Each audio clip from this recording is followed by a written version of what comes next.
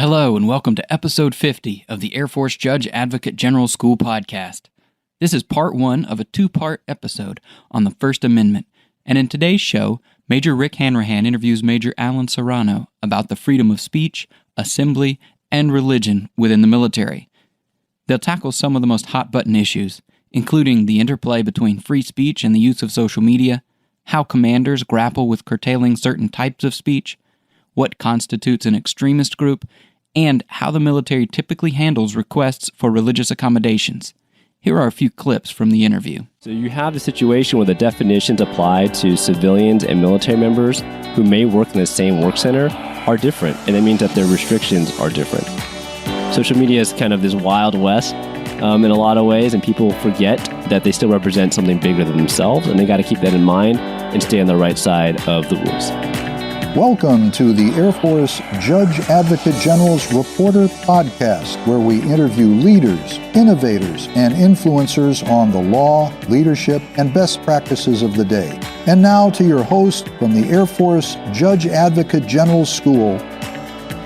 Welcome to another episode from the Air Force. In today's show, we're going to tackle a topic that gets a lot of press and is a constant draw of discussion both within the DoD and beyond. We're going to discuss the First Amendment, freedom of speech, and touch upon freedom of association and religion within the military.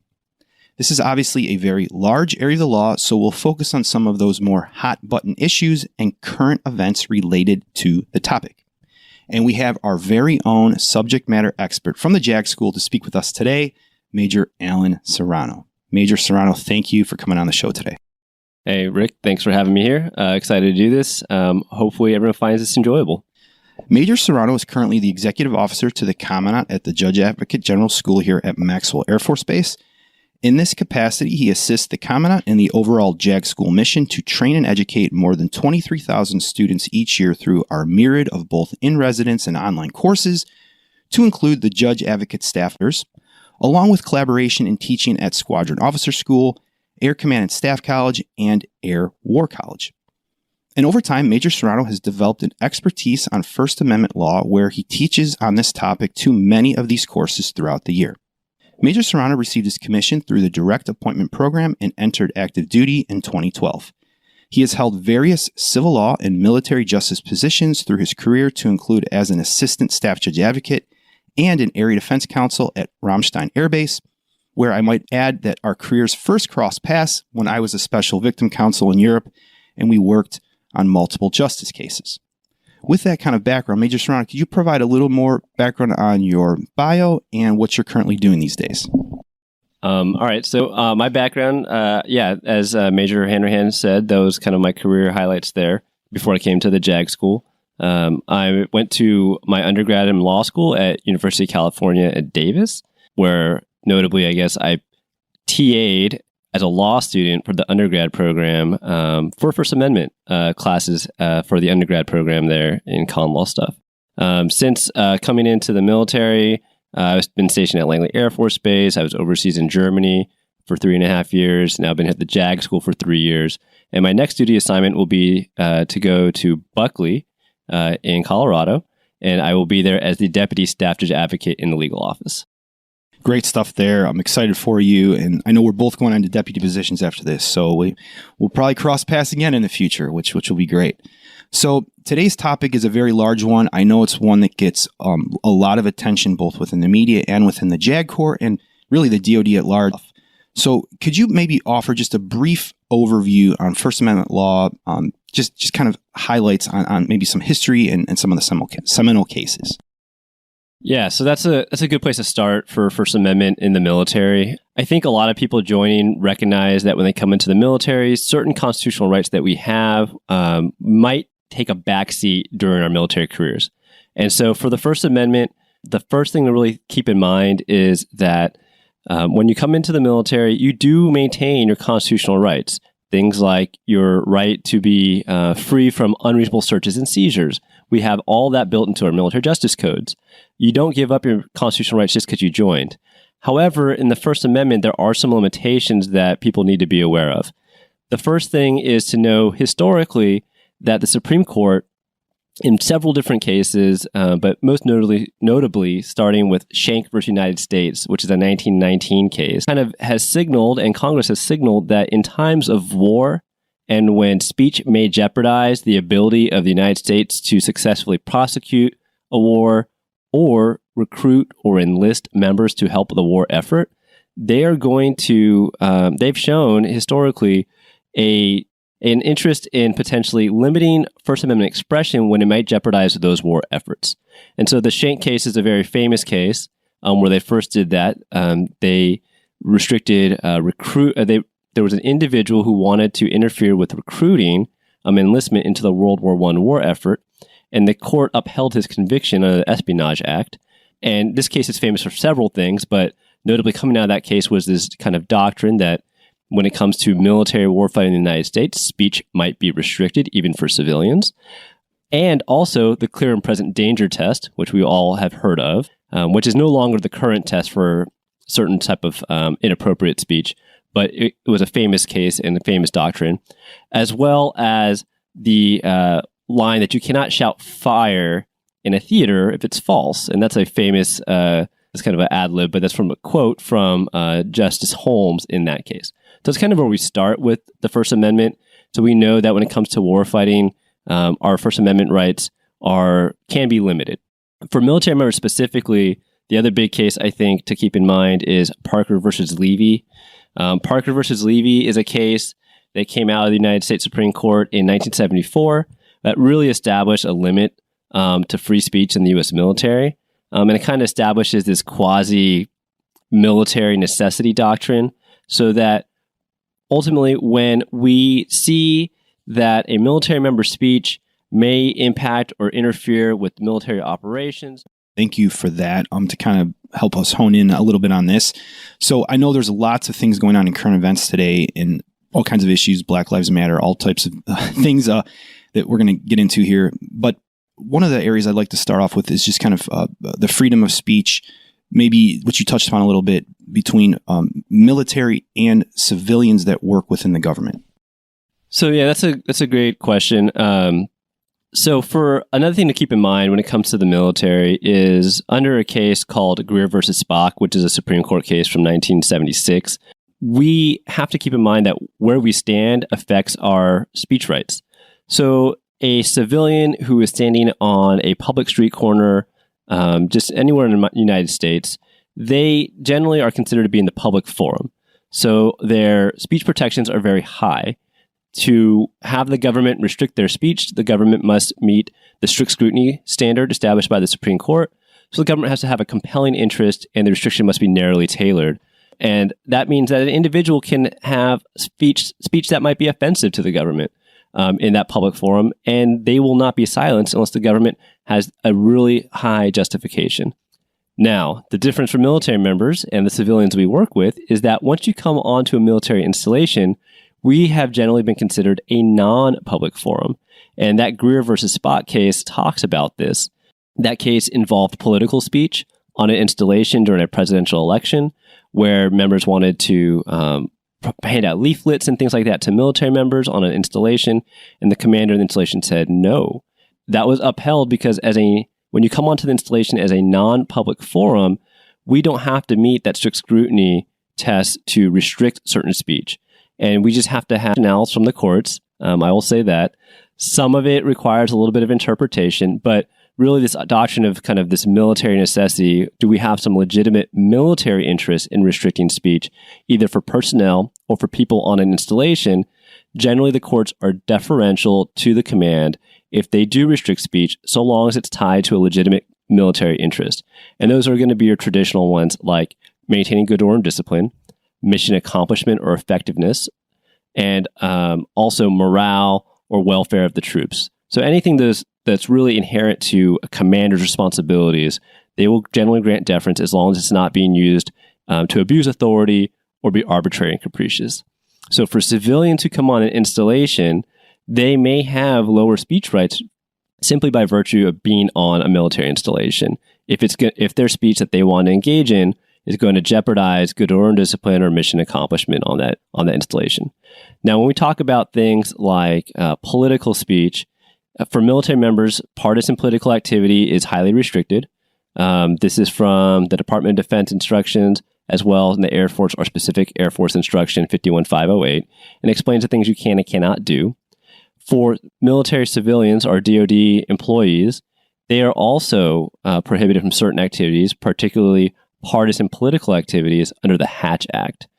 I think one part of the question you're asking is, when you have certain speech that might be divisive or have a negative impact on your workplace, even for civilians, they are restricted if they have those impacts. We have to follow certain regulations and employee protections. But under the Hatch Act, certain political speech is not going to be allowed in the workplace. It's more lenient than military members, but for civilians, there are still restrictions. This general political movement, and can you display certain things in your workplace as a federal employee? Well, the Office of Special Counsel released a memo, an opinion as to whether it was a political activity or not. And I think it's really important to read that memo because when you read it, you have to understand under the Hatch Act, for civilian employees, political activities are only those that are tied to candidates for office or affiliated with a political party. So really, for a civilian, the only thing that's considered political is partisan activities. They came out and they said, no, that was allowed for a civilian employee if they wanted to display certain types of things in their offices. But if you look at the restrictions on a military member, our definitions of political activity are really partisan and nonpartisan, but general political activity for a military member would still not be appropriate if they're in uniform or on duty. So you have the situation where the definitions applied to civilians and military members who may work in the same work center are different, and that means that their restrictions are different. And so you could have people with two different rules being applied in the same workplace allowed to do two different things. And I'm sure that could lead to some challenging issues there in dealing with personnel and understanding the laws and all of that. But wow, I mean, you unpacked a lot of great information there. Maybe to kind of piggyback off of what you talked about between partisan versus nonpartisan activity. I know there's lots of other examples out there. Some that come to mind that I've heard through the years are things such as bumper stickers, right, on vehicles as people are coming in, or what they can put on their vehicles. More recently, flags on installations. Could you speak to maybe one or both of those issues? Yeah. Okay. So everyone loves bumper stickers, probably except for the JAGs, because people ask us about these all the time. So AFI 51508 is our guide in the Air Force to certain political activities, prohibited activities. This all stems, though, from a DoD directive, which is 1344.10. But when we look at something like political speech by a military member, can they engage in, let's say, expressing a personal political opinion? They may. And they can do that. They can also establish that through a bumper sticker on their vehicle. Normal size, though. AFI 51508 is clear. It's normal size bumper stickers. So you can definitely express that in the workplace, by bringing your vehicle on base. You can have your personal political opinion established in a bumper sticker. There are some limits, though, when you come onto the installation, that an installation commander has authority under the law to restrict certain expressions. And so if a commander were to find that a certain bumper sticker was vulgar or obscene, or whatever was being messaged on that bumper sticker was contrary to good order and discipline, was causing airmen to throw fisticuffs in the parking lot, a commander would have the authority to have that vehicle either removed from the installation, or the member or civilian who owned the vehicle to remove the offending sticker. Now that gets into an issue about content neutral restrictions, other, content-based or viewpoint discrimination. Those do trigger First Amendment issues. So anytime we have something, a commander should first consider, is there a legitimate military interest in restricting this expression? And also, is there a way to do this where it's content neutral? A great example is the recent flag ban that came down from the DoD. We had several issues where people across the DoD complained on installations that certain flags were either offensive or they were causing issues. A lot of this got kickstarted by the Marine Corps, who they were going to restrict public display of the Confederate battle flag from all Marine Corps installations. And so a lot of people wonder, how can you do that? Well, the installation commanders have this authority and that they can restrict these things. And the DoD's ultimate guidance that came out was this content neutral restriction. We were going to prohibit all flags except for official flags. So the U.S. flag, official flags of the states, official flags of units. Those can be flown on base in a public area or publicly displayed, but no other flags can. So ultimately, the way they decided it and the way it's been enforced is that we will not engage in either viewpoint or content-based discrimination. We're not going to pick and choose which flags are okay. We just established that generally, except for these official flags, no flags can be established. And they can do that because of the legitimate military interest in ensuring good order and discipline and mission accomplishment on these bases. But that does restrict people's First Amendment rights on the installation, including civilians that come on our installations. So that's how that went down. And that kind of these cases that we've talked about, particularly Greer versus Spock, an installation commander has a lot of authority to restrict free expression on the base if it's going to jeopardize the military mission. Thanks for that great explanation. I know it can be a little tricky, and there's different rules you have to look to, and depends on what services and what the installation commander has done. Kind of part and parcel to that, I'd like to just briefly talk about the U.S. president and the two hats that the president can wear, one as a politician and one as commander-in-chief. Could you maybe elaborate on that a little bit, especially as it goes into whether a certain area is considered to be a public forum or not? Yeah, so when the president or any elected politician, let's assume, either members of Congress or the executive, if they were to come to a military base, we know that often they come to do it in their official hat.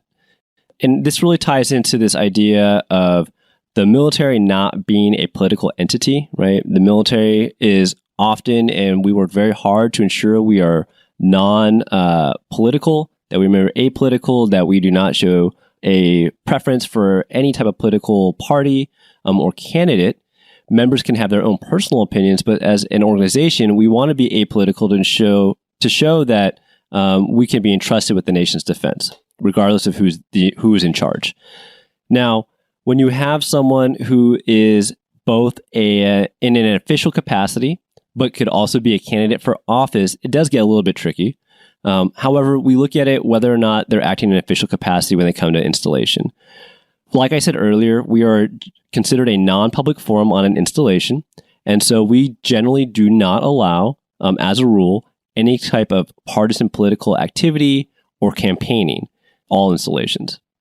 Now, if someone comes and they're an official government, part of the official government of the United States, so if you had a congresswoman come to your base for an official visit, that would generally be okay. Even though we know this person may be a political candidate for office, so long as the visit is in their official hat, then they're okay. They can come. They have responsibilities for budgeting, paying for, helping on the appropriations for the government to pay for the military's operations, things like that. They also will have official duties to ensure morale of the troops and ensuring operations in their state. They're aware of anything big as a representative for that location. POTUS is similar. When the President of the United States comes and visits in their commander-in-chief hat to tour their troops, make sure things are going well, because ultimately they are responsible for the military, that is totally fine. It's not a political visit, and we don't have any issues. Now, where it gets dicey is if a political or a non-political visit, an official visit, somehow becomes political. Then we get really nervous as military members because we know that we have to be apolitical. We know that our rules and the laws prohibit us from participating in certain partisan political activities while we are on duty or in uniform. That's a big one. And so when we have the situations, we definitely jeopardize the military's ability to remain a non-public forum on the installation. Because if we were to invite political campaign activity, well, then we get into this issue with viewpoint discrimination, where you can't pick and choose which politician you like. And so if we were to invite, let's say, a Democrat in the gate to their opponent who may be Republican, but not only that opponent, another opponent for maybe a fringe party or a smaller party would also have the right to come on, because we get in trouble here now that we're picking and choosing sides. And so generally, that's why we have these content neutral restrictions where we say no partisan political campaign speeches on military bases, so we avoid that issue. So kind of moving to a topic that I think gets a lot of press and is probably something right at the forefront of most of our listeners' minds is social media, right? We're all on social media in some way or another. Could you maybe offer just your insights to that on the landscape there from a First Amendment standpoint with social media with folks that are within the military? So when I talk to the commanders at the senior officer legal orientation about the First Amendment, inevitably they always want to talk about social media because it is kind of this new area for a lot of them where First Amendment rights are suddenly kind of in conflict, I will say, with the expectations of military members and our rules. So all of these rules on military expression, political expression, they apply in social media. So an airman who is posting during election season, they may post about their personal political opinion online. However, because we have certain rules about partisan political activities in uniform or if they would interfere with their duties, they can't do that at the workplace. And if their social media were to give the impression that they were doing this in any official capacity, or if they were doing this and somehow they appear that the DoD or the Air Force is sanctioning their same opinion, that's problematic. So anytime a military member is on social media and they want to publish something or post something related to, they should be using a disclaimer. Especially when their social media platform identifies them either as a military member or gives the location where they're stationed. They need to have a disclaimer for this post to make it clear that this is a personal political opinion. Then they'll probably be okay. That's a big thing. Another thing on social media is that we are also prohibited from soliciting votes for partisan candidates, and we also cannot fundraise for partisan political organizations. So when you see during a big election, everyone on social media is shooting out these candidates' fundraising platforms, the link to donate, or, hey, I'm going to vote for so-and-so, you should vote for them too. They're crossing a line if they're a military member because they're prohibited from doing that. They can't do that even if they're not in uniform or not at work because they're prohibited from certain political activities, and those are some of them that are particularly partisan political activities, and those are those covered by the AFI. So that is problematic on social media.